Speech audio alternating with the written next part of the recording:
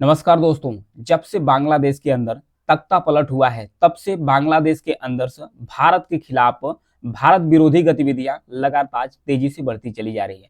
ऐसे में भारत के सत्ताधारी पार्टी के एक लीडर हैं जिनका नाम है दिलीप घोष।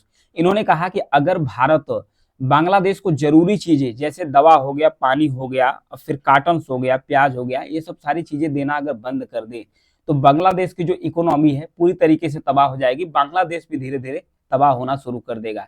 तो आइए समझते हैं इस वीडियो में कि किस हद तक बांग्लादेश भारत पर निर्भर है। अगर बांग्लादेश भारत से रिश्ता खराब करता है तो किस हद तक बांग्लादेश की जो इकोनॉमी है ये क्रैश डाउन होना शुरू कर देगी। तो थोड़ा ब्रीफ में समझते हैं, थोड़ा इतिहास की भारत में जो बांग्लादेश है इसकी भारत विरोधी गतिविधियां यहाँ पर क्यों की जा रही है।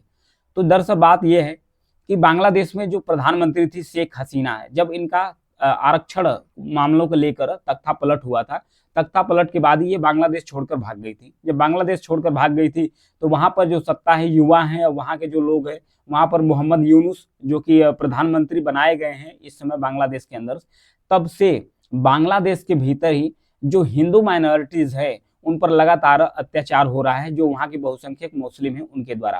तो जो हिंदुओं का जो टेम्पल्स है, इस्कॉन टेम्पल्स है, जो कृष्णा कॉन्सेप्ट टेम्पल्स है, इस्कॉन टेम्पल्स है, उस पर भी हमले किए जा रहे हैं। तो उन्हीं के एक लीडर से, मतलब कि एक साधु थे जो इस्कॉन टेम्पल्स है, इनका नाम है चिन्मया कृष्णदास। इन्होंने पूरे बांग्लादेश के अंदर से मतलब कि आंदोलन, धरना शुरू कर दिया, आंदोलन देना शुरू कर दिया कि जो हिंदुओं पर हमले हो रहे हैं उसे रोका जाना चाहिए। तो ऐसे में भीड़ द्वारा जो इस्कॉन टेम्पल से उस पर भी हमले किए जा रहे हैं और उन पर हमला करने के साथ साथ जो कृष्णदास चिन्मैया है इनको भी अरेस्ट कर लिया गया है। कहां पर? बांग्लादेश के अंदर इनको अरेस्ट कर लिया है। तो ऐसे में कहा जा रहा है कि जो बांग्लादेश है भारत, दोनों के बीच जो रिलेशन है वो लगातार खराब होता चला जा रहा है। जो इस्कॉन है, इस्कॉन टेम्पल से, जो इस्कॉन टेम्पल से, ये भगवान कृष्ण को डेडिकेटेड है, भगवान कृष्ण को डेडिकेटेड है। ये दुनिया भर में इसका इसके जो टेम्पल्स है दुनिया भर में है, कई हजार हैं टेम्पल्स इसके बनाए जा चुके हैं। इवन पाकिस्तान में भी 12 टेम्पल्स है, इस्कॉन टेम्पल्स है, बांग्लादेश के अंदर भी है।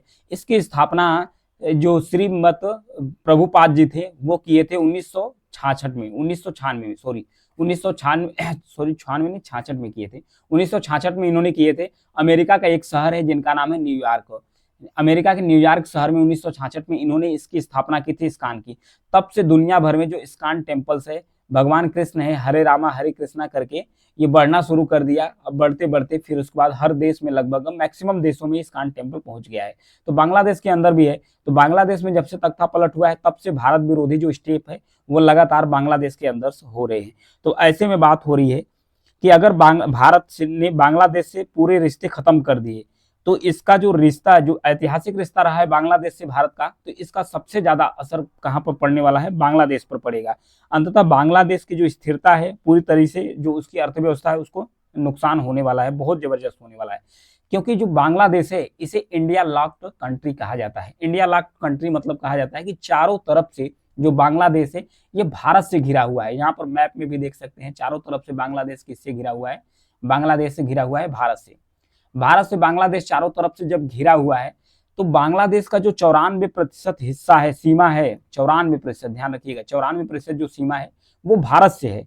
फिर उसके बाद सबसे ज्यादा जो बाउंड्री है बांग्लादेश की वो भारत से शेयर होती है। कितना है? लगभग 4367 किलोमीटर, 4367 किलोमीटर। इतना ज्यादा जो इंटरनेशनल सीमा है वो बांग्लादेश की, इंडिया की, ये दोनों देश एक दूसरे से साझा करते हैं। यानी चारों तरफ से ये भारत से ही घिरा हुआ है। ऐसे में बांग्लादेश सुरक्षा से लेकर व्यापार के मामलों से लेकर वो भारत पर ही निर्भर है, काफी हद तक भारत पर निर्भर है। वहीं बांग्लादेश भारत का जो पूर्वोत्तर राज्य है उसमें रास्ता, सुलभ संपर्क के लिए मदद भी करता है। क्योंकि भारत के लिए अपना जो पूर्वोत्तर राज्य है इसके लिए एक पश्चिम बंगाल का जो सिलीगुड़ी कॉरिडोर है इसी के माध्यम से अपने पूर्वोत्तर भारत में पहुंचता है।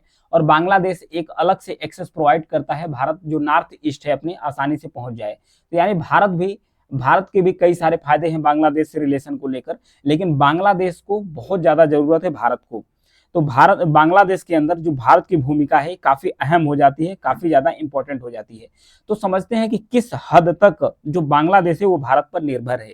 दोनों देशों के बीच में पानी से लेकर जो कारोबार होते हैं, जो शरणार्थी मुद्दे हों, सब मुद्दों को लेकर भारत बांग्लादेश के बीच में निर्भरता है और दोनों ही देशों की जो भौगोलिक स्थिति है उसके कारण दोनों ही देश के साथ जो मुद्दे हैं वो लगातार जुड़े रहते हैं। बांग्लादेश चावल, गेहूं, प्याज, लहसुन, चीनी, काटन, अनाज, रिफाइंड पेट्रोलियम, इलेक्ट्रॉनिक उपकरण, प्लास्टिक और जो इस्पात है, इन सारे चीजों पर बांग्लादेश किस पर निर्भर है? इंडिया पर निर्भर करता है। कोविड महामारी से पहले बांग्लादेश की जो अर्थव्यवस्था थी काफी मजबूत थी। इसमें सबसे बड़ा योगदान था पश्चिम के देशों का, क्योंकि बांग्लादेश एक टेक्सटाइल हब है। टेक्सटाइल हब मतलब कपड़ों का बहुत बड़ा इंडस्ट्री है।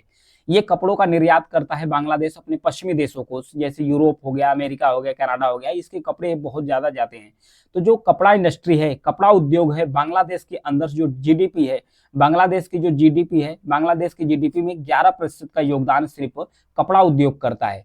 लेकिन जो कपड़ा उद्योग है बांग्लादेश के अंदर, इसके लिए जो कच्चा माल होता है, जिसे कहते हैं रॉ मटेरियल्स, जो कच्चा माल होता है वो कहाँ से आता है? वो आता है इंडिया से।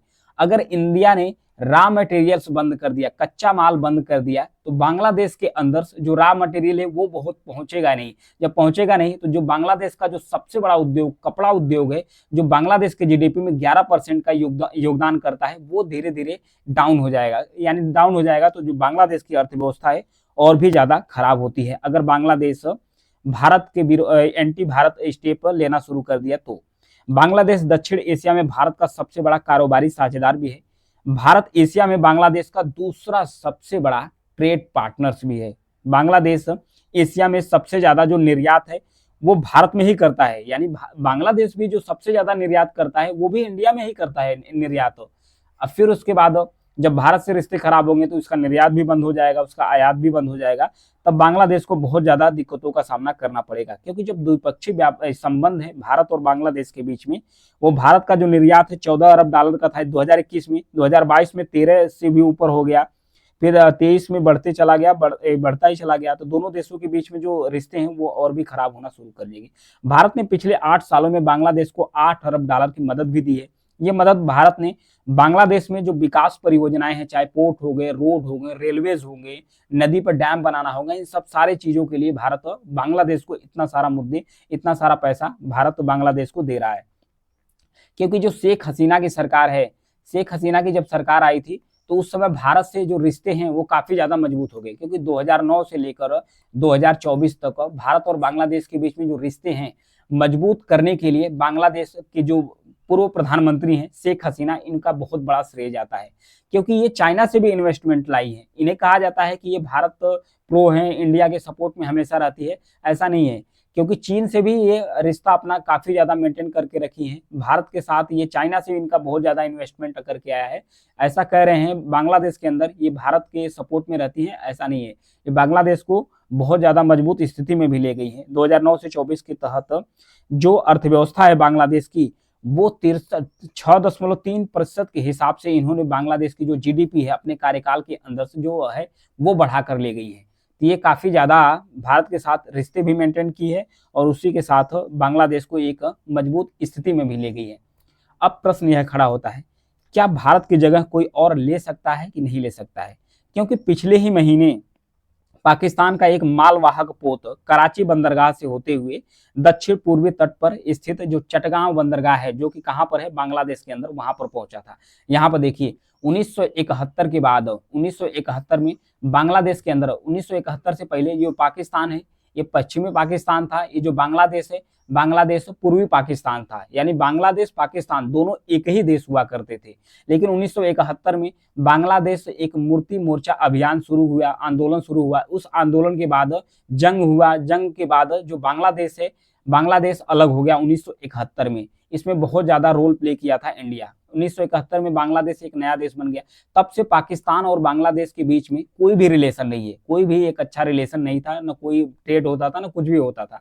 लेकिन 1971 से लेकर 2024 तक, अब 2024 में ऐसा पहली बार हुआ है कि पाकिस्तान ने डायरेक्ट अपना जो मालवाहक पोत है वो कहां पर भेजा है? बांग्लादेश के चिटगांव जो बंदरगाह है वहां पर भेजा है। जो पाकिस्तान का जो कराची बंदरगाह है, कराची बंदरगाह से ये कहां पर पहुंचा दिया? चिटगांव बंदरगाह, जो कि बांग्लादेश के अंदर से। इससे पहले जो पाकिस्तान से कोई भी सामान बांग्लादेश को खरीदना होता था या बांग्लादेश को पाकिस्तान को बेचना होता था तो सहारा किसका लेते थे? श्रीलंका। पहले श्रीलंका आता था, फिर श्रीलंका से वहां जाता था। या सिंगापुर का इस्तेमाल करते थे, पहले सिंगापुर, फिर सिंगापुर से पाकिस्तान, लेकिन ऐसा पहली बार हुआ है कि नजदीकियां बढ़ती चली गई है। तो ये था बांग्लादेश के बारे में। अब बांग्लादेश में निवेश का जो चीन है, ये भी एक बहुत बड़ा स्रोत है। बांग्लादेश चीन का जो बेल्ट एंड रोड इनिशिएटिव है, चाइना का जो BRI प्रोजेक्ट है, बेल्ट एंड रोड इनिशिएटिव, इस प्रोजेक्ट का भी पार्टी बन गया है, इसका भी जो साइन कर लिया है बांग्लादेश। तो जो चीन है वो भी बहुत ज्यादा इन्वेस्टमेंट करता है। तब प्रश्न यह उठता है कि क्या भारत का जगह चाइना और पाकिस्तान ले सकता है? तो इसमें है कि नहीं। कैसे? क्योंकि सबसे पहली बात कि जो बांग्लादेश है चारों तरफ भारत से घिरा हुआ है, तो भारत से कोई भी सामान पहुंचती है कहाँ पर, ट्रांसपोर्ट खर्च बहुत ही कम आता है। तो सस्ती चीजों में, चाहे दवा हो चाहे कोई भी चीज हो, वो बांग्लादेश के अंदर आसानी से पहुंच जाती है।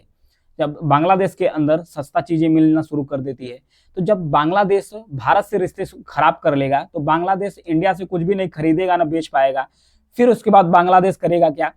चाइना से कोई भी सामान लेगा तो उसका जो ट्रांसपोर्ट है, पहले तो जो परिवहन है वो बढ़ जाएगा, फिर परिवहन बढ़ जाएगा, जो पाकिस्तान से लेगा उसका भी खर्च बढ़ जाएगा। तो जो पाकिस्तान चाइना से जो सामानें हैं बांग्लादेश के अंदर महंगी होती चली जाएंगी। जब महंगी होगी, तो महंगी जब चीजें हो जाएंगी, तो जो उसकी इकोनॉमी है उस पर असर पड़ेगा, बेरोजगारी बढ़ेगी। जब बेरोजगारी बढ़ेगी बांग्लादेश के अंदर, तो फिर से एक नया आंदोलन शुरू हो जाएगा बांग्लादेश के अंदर, वहीं के युवाओं के द्वारा शुरू हो जाएगा। तो इवन कहा जा सकता है कि जो बांग्लादेश है वो भारत को अवॉइड नहीं कर सकता है। यह भी कहा जा रहा है कि जो भारत है, भारत जो अपना कच्चा माल है, यानी कि जो रॉ मटेरियल से भारत अपना जो कपास यानी कि टेक्सटाइल इंडस्ट्री का जो रॉ मटेरियल है वो बांग्लादेश में एक्सपोर्ट करता है। तो इस भारत पर भी असर पड़ेगा, क्योंकि अपना जो 35% जो रॉ मटेरियल है भारत कहाँ पर बेचता है? बांग्लादेश के अंदर ही बेचता है। तो भारत पर भी असर पड़ेगा। तो भारत पर बहुत ज्यादा असर पड़ने वाला नहीं है। क्यों?